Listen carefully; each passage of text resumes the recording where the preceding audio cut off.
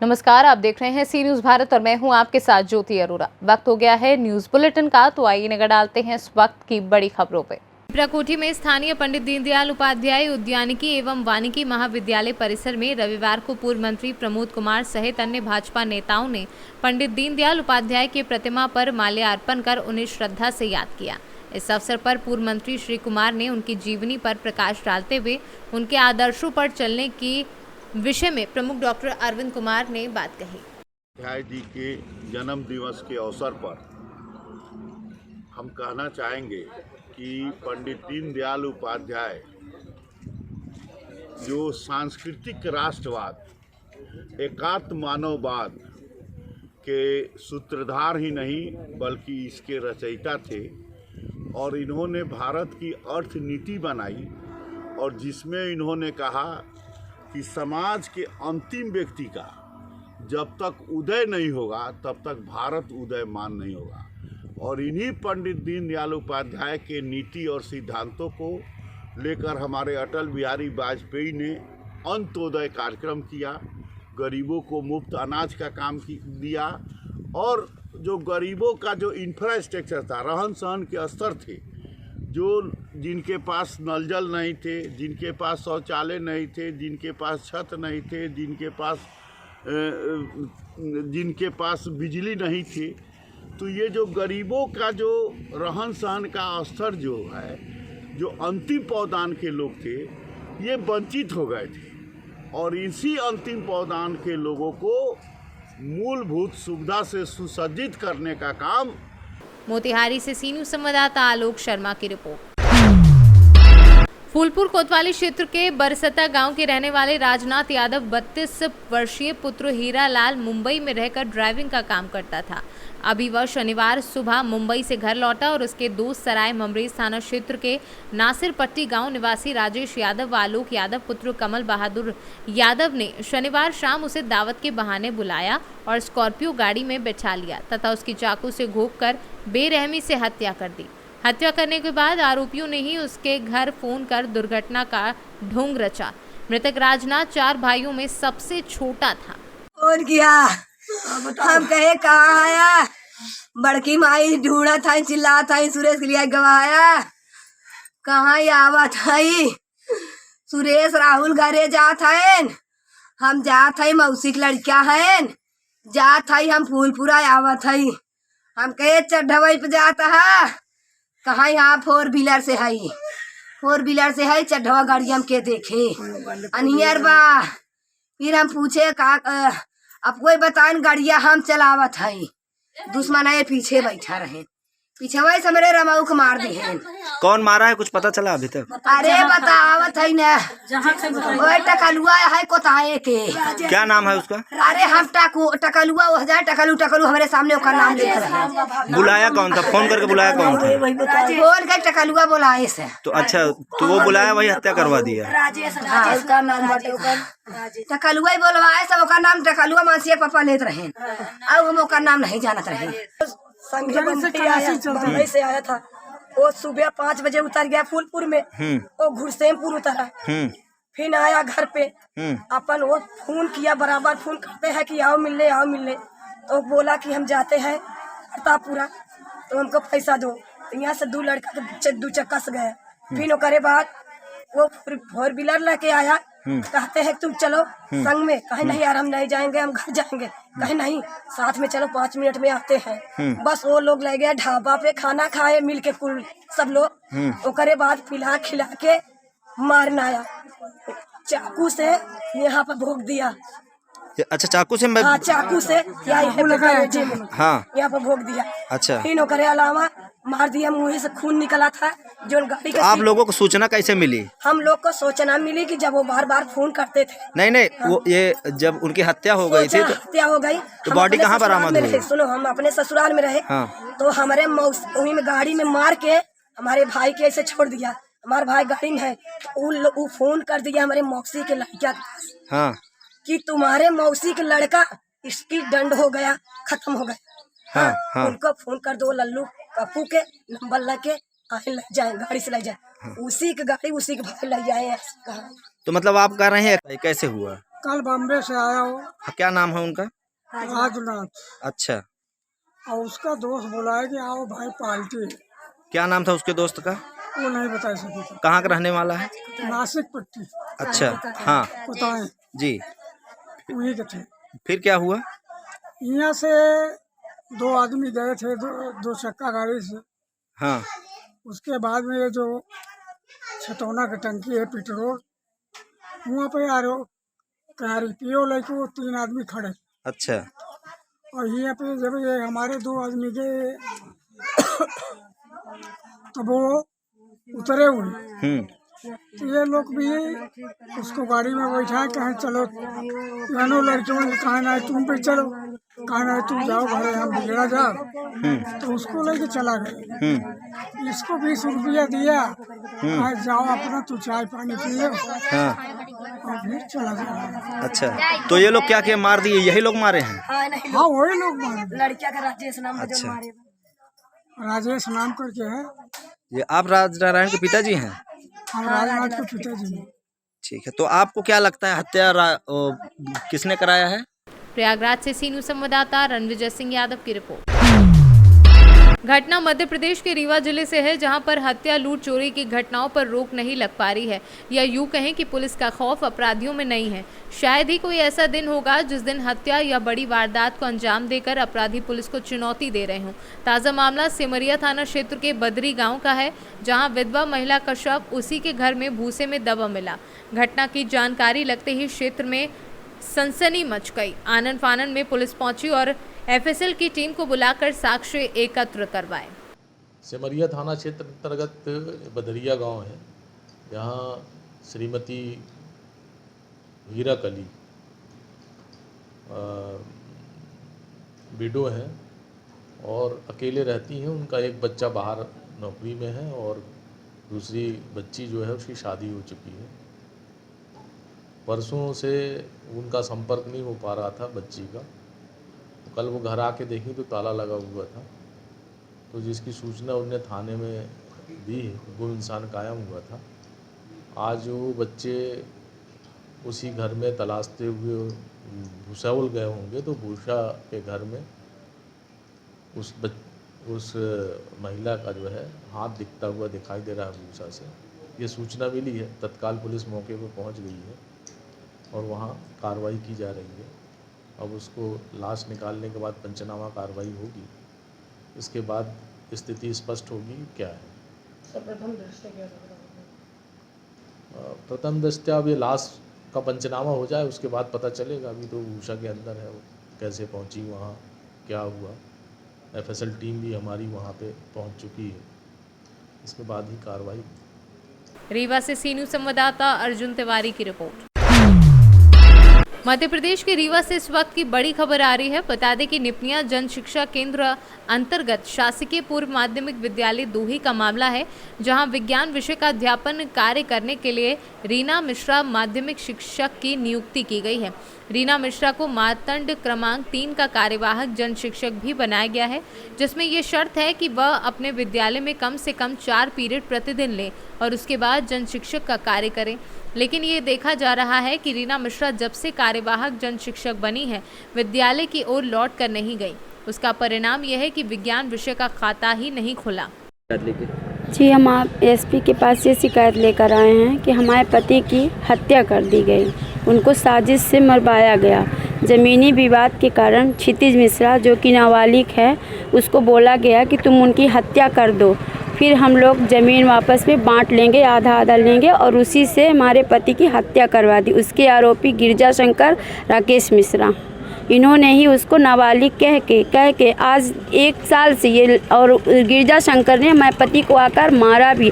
हमने FIR भी करवाई, लेकिन उसकी कोई भी सुनवाई बिछिया थाना ने नहीं की। आज हमारे पति को मार दिया गया, हमारे बच्चों को कौन सहारा देगा, कौन हमारा करेगा सब। अब उसकी सुनवाई आप लोग करिए, हमको न्याय दीजिए। कब की घटना है ये? 15 तारीख को गुरुवार को हुआ है। रात को उनको टांगे से 8-10 टांगे कुल्हाड़ी से मारा, उनकी हत्या वहीं पे हो गई। इसका मुख्य आरोपी गिरजा शंकर है। इसने क्षितिज मिश्रा को, मैं बार बार कहती हूँ कि क्षितिज मिश्रा को इसने नाबालिग कहकर इससे मरवाया कि तुम मार दो। अब फिर क्षितिज मिश्रा ने उससे तुरंत मारने के बाद फ़ोन किया तो उसने बोला कि मैं तुम्हारी ज़मानत लूँगा, उसकी पूरी कॉल डिटेल निकलवाई जाए, इसकी छानबीन अच्छी तरह से की जाए और हमको न्याय दिया जाए।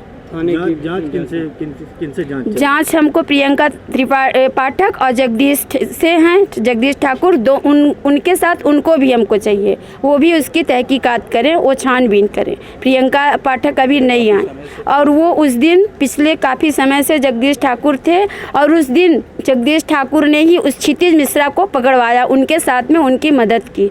इसलिए हमको न्याय दिया जाए। और मैं बिछिया थाना में आई हूँ, अभी तक आरोपी बिल्कुल हंस खेल रहे हैं। हमारे घर में रो रो के सबका बुरा हाल है, लेकिन आरोपी खुलेआम फ़ोन में बात कर रहे हैं, पुलिस वालों की मदद भी कर रहे हैं। नौगत थाना प्रभारी से आप मिली हैं प्रियंका? जी, प्रियंका पाठक से हमने मिला। उन्होंने हमारे घर गए, कल एसपी साहब भी हमारे घर गए थे, लेकिन हम एसपी साहब से 2 दिन से आ रहे हैं, एसपी साहब किसी कारण बस हमसे मिल नहीं पा रहे। अभी मिलने आए जज साहब क्या बोले? उन्होंने हमारा आवेदन ले लिया है। हम बोले कि सर सुनवाई इसमें कीजिएगा, तो बोले हम करेंगे। ये कार्यवाहक जो जन शिक्षक होते हैं, इनका क्या कार्य विद्यालय के प्रति होता है, जिस विद्यालय में पदस्थ होते हैं?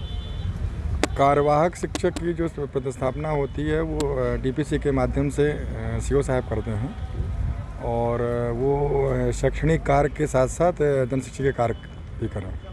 तो विद्यालय उन्हें जाना चाहिए, विद्यालय में कम से कम, हाँ, ऐसा रहना चाहिए कि कार्यालयीन शिक्षक को कम से कम जो विषय का है, खासकर गणित का और विज्ञान का, उसको वहाँ पर छात्र हित में जाना चाहिए। और शिकार सर विज्ञान का ही एक ऐसा मामला आया है 2 ही विद्यालय का, जहाँ के कार्यवाहक जन शिक्षक हैं कोई रीना मिश्रा करके, वो विद्यालय कभी नहीं जाती है वहाँ के। अब इसके संदर्भ में वो जानकारी आपको प्रधानाध्यापक महोदय, प्रधानाध्यापक ने कहा कि नहीं जाती है वो विद्यालय। तो उसका प्रधानाध्यापक यदि नहीं जाती हैं तो प्रधानाध्यापक हमारे संकुल प्राचार्य को सबसे पहले सूचित करें, फिर हमको भी सूचित करें। उन्होंने कहा कि हमने इसकी जानकारी दी है। हमारे तक अभी तो कोई जानकारी इस तरह की प्राप्त नहीं। और वहाँ की जो CSC है मैडम जो है, उनका भी कहना, आराधना पांडे जी, उनका भी कहना कि नहीं आ रही मैडम, आती ही नहीं, जानकारी दी है भाई। हम लोगों को जानकारी इस तरह की ऐसा कुछ भी इशू नहीं है। हमारा कहने का मतलब ये है कि यदि कोई भी जानकारी कह दिए कि नहीं आती हैं, कि मैं मार्तन 3 इतना बड़ा जन शिक्षा केंद्र है, तो कहीं ना कहीं वो काम में रहती हैं, तभी तो ऐसा होता है। कार्यवाहक जन शिक्षा, कार्यवाहक ठीक है, विद्यालय कभी नहीं जाती। इसका सबसे बड़ा जो है, वहाँ के जो प्रधानाध्यापक हैं वो सीधे संकुल प्राचार्य से, वेतन संवितरण अधिकारी जो होता है, देखिए उनका वेतन संकुल प्राचार्य से निकलता है, तो उसके सीधा का सीधा नियंत्रण करता अधिकारी जो होता है, जन शिक्षा केंद्र प्रभारी संकुल प्राचार्य होता है। तो वो यदि हमको ना भी देंगे तो वो वेतन से संबंधित कोई भी है या कुछ भी है तो वो सीधे संकुल प्राचार्य BO के माध्यम से होता है। हम तो मॉनिटरिंग करते हैं कि हमारा शैक्षिक और ये नहीं हो, तो हमको लिखित में कहीं भी सूचना नहीं आई है कि वो विद्यालय नहीं जाते। आपके संज्ञान में मामला आने पर, अब आने पर आपके माध्यम से जान रहे हैं, तो मैं प्रधानाध्यापक से क्वेरी करूँगा और उनसे लिखित में पूछूंगा कि भाई कितने दिनों में और कितने में उपस्थित होती हैं और शैक्षणिक कार्य संपादन किया जाता है कि नहीं किया जाता है। किस तरह की कार्रवाई की जाएगी? कार्रवाई के लिए मैं वरिष्ठ कार्यालय को प्रेषित करूंगा। यदि मुझे संस्था प्रधानाध्यापक से जानकारी मिलेगी, तदुपरांत मैं वरिष्ठ कार्यालय को अवगत कराऊंगा। प्रवीण शुक्ला। विज्ञान की है, कार्यवाहक जन शिक्षक हैं, तो क्या स्कूल में 4 पीरियड पढ़ाते हैं? नहीं, 4 पीरियड नहीं पढ़ाती हैं। उन्हें पिछले साल तो रेगुलर नहीं थी, इस साल मैंने DPC से बात किया। DPC से बात करने के बाद ये हुआ कि हमारे यहाँ पठन पाठन की व्यवस्था अच्छी नहीं हो रही है, क्योंकि टीचर अलग से हम नहीं रख पा रहे हैं, तो उनको हाफ डे आप भेजो। सक्सेना जी से मैंने मोबाइल में बात किया, उन्होंने कहा ठीक है मैं भेजूँगा। 15 अगस्त तक तो वो आई, रेगुलर आई, लेकिन अभी इधर बीच बीच में आती हैं और हाफ डे पढ़ाती है, चली जाती है। इससे तो सर शिक्षा की व्यवस्था, शिक्षण की व्यवस्थाएं प्रभावित होती है? प्रभावित तो होती है, बिल्कुल होती है। तो क्या लिखित में आपने कोई वरिष्ठ अधिकारियों के नहीं, लिखित में नहीं दिया, क्योंकि उनको रेगुलर करना था। हमसे मौखिक भी एक दिन बात हुआ सक्सेना जी से, तो उन्होंने कहा कि नहीं वो हाफ डे आएंगी ही आएंगी, ठीक है ना। तो रेगुलरिटी उनकी हुई, लेकिन इधर थोड़ी सी ब्रेकिंग है उनकी। मैं भी जिला शिक्षा अधिकारी कार्यालय में यहाँ के काम के बाद वहाँ भी जिला नोडल अधिकारी हूँ छात्रवृत्ति का, तो मुझे वहाँ भी जाना पड़ता है, इसलिए मैं पूरे दिन वॉच नहीं कर पाता हूँ। पढ़ाई तो प्रभावित हो रही है। विज्ञान विषय की परीक्षा वो हाँ, विषय की पढ़ाई पूरी तरह से चौपट। अब जो शिक्षक रहते हैं क्लास लेते हैं, पर पर्टिकुलर जो सब्जेक्ट के जो टीचर है, जब वो लेगी क्लास तभी वो आगे अच्छे से बच्चे उसको सीख पाएंगे। तो ये मुलाजिमान में क्या हस्ताक्षर करती होंगी? मुलाजिमान में जब आती है तो हस्ताक्षर होता है, बाकी नहीं रहती। बाकी उनका ये कहना कि मैं CSE हूँ तो मैं मातंग में रहती हूँ। जबकि वो कार्यवाहक वो है, तो हाँ, उनको तो ये चाहिए पहली पीरियड तो उनको यहाँ लेना चाहिए, पहले हस्ताक्षर यहाँ होना चाहिए। उनको मैंने ये कहा है कि आप हाफ डे 1-1:30 बजे हमारा इंटरवल होता है, 1:30 बजे तक आप यहाँ रहोगे और 1:30 बजे के बाद जो भी काम करना है आपके यहाँ की पीरियड पढ़ाने के बाद ही आप जाओगे। ये उनको निर्देश है, ठीक है ना। पढ़ाई हमारी प्रभावित है, इसमें कोई दो राय नहीं। मतलब वो आपके इसके बाद भी वो नहीं आ रही है विद्यालय? हाँ, रेगुलर नहीं है वो, रेगुलर वो नहीं है, उनको रेगुलर होना चाहिए। अब हम इसलिए ज़्यादा नहीं उनको दबाव दे सकते हैं क्योंकि DPC महोदय ने कहा कि उनको आप आधे दिन तक ही काम करवाएं, तो मैं उनको ये नहीं कह सकता कि पूरे दिन आप बैठो, लेकिन उनको सख्त ये निर्देश है और सभी को ये निर्देश है कि आप समय से आइए और समय तक बच्चों को बताइए। मैं भी आता हूँ तो मैं रिकॉर्ड देखता हूँ, रिकॉर्ड में अटेंडेंस कम रहती है तो मैं टीचरों को बुला करके और उनको सख्ती से उनसे बात करता हूँ और कहता हूँ कि हमको 3 दिन के अंदर यदि आप हमको प्रोग्रेस नहीं देंगे तो हम आपके खिलाफ कार्यवाही के लिए हम प्रस्ताव बना करके वरिष्ठ। सर, जैसा कि आपको जानकारी होगी, विज्ञान, अंग्रेजी और गणित के शिक्षक प्रतिनियुक्त पद नहीं रखे जाने के शासन के आदेश हैं जी। इसके बाद भी इनको प्रतिनियुक्त पर रखा गया है। हाँ, ये अब शासन के निर्देश तो हैं कि विषय शिक्षक यदि हैं और विषय प्रभावित हो रहा है तो उनको नहीं जाना है कहीं, उसके बावजूद भी उनका वहाँ CSE पद पे प्रतिनियुक्त किया गया।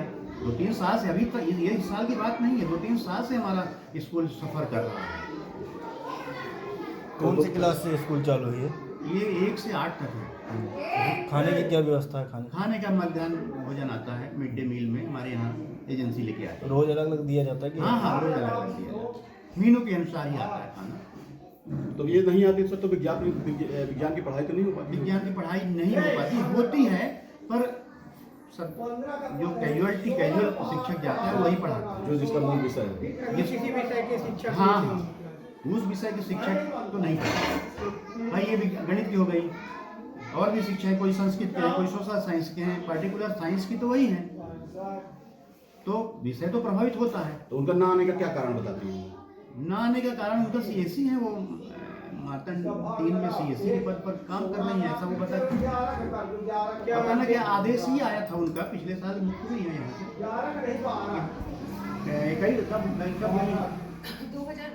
2020 से उनका वहाँ CSE बनाया गया है, जबकि नियम CSE बनाने का ये नहीं है। CSE बनाने का नियम यह है कि इसी संकुल में वो CSE रहे, तो यहाँ का भी काम करें, पढ़ाई का भी काम करें, और जहाँ जाना है इसी संकुल में जहाँ जाना है वहाँ काम हो, ये नियम है।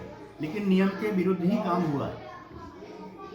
हम ये चाहते हैं कि वो या तो इसी संकुल में CSE बन जाए, या तो उनको वहाँ से मुक्त करके हमारे स्कूल में जैसे काम होता था वैसे काम करने का वरिष्ठ कार्यालय निर्देश है। क्या नाम है आपका? मेरा नाम डॉक्टर SP तिवारी। कहाँ, यहाँ क्या पद है? मैं हेडमास्टर हूँ, प्रधानाध्यापक। कौन सी स्कूल? माध्यमिक विद्यालय दोही जी। रीवा से सी न्यूज़ संवाददाता अर्जुन तिवारी की रिपोर्ट। उन्नाव में जर्जर मकान के गिरने से दुकानदारों में मची भगदड़। मलबे की चपेट में आने से मार्केट आई महिला और 2 युवकों को आई चोटें। शहर के अति व्यस्त मार्केट धवन रोड में हुई घटना से मची अफरा तफरी। राहगीरों व पुलिस ने मलबे की चपेट में आए राहगीरों का रेस्क्यू कर जिला अस्पताल में कराया भर्ती। हादसे में महिला के पैर में आई गंभीर चोट, 2 युवकों को भी आई गंभीर चोटें। सदर कोतवाली के बड़ा चौराहा धवन रोड की बताई जा रही है घटना। जी, क्या नाम है आपका? जानती हूँ। तो कैसे क्या हादसा हुआ था? भैया हम कार की तोड़िया खरीदी टाइम बस ऊपर से गिरा। सामान बेचती हैं दुकान पे? ना ही ले हूँ, सामान खरीद रही? क्या ले रही? तोड़िया पैर की ले वो ले नहीं पावा, मैं छूट गई। खरीदारी करते वक्त बिल्डिंग में क्या हुआ, क्या गिरा था ऊपर? बच्चा हम नहीं दिखे पावा, का गिरा, ईटा गिरा। ईटा गिरा। तो आपका घर कहाँ पे है? हमारे घर भैया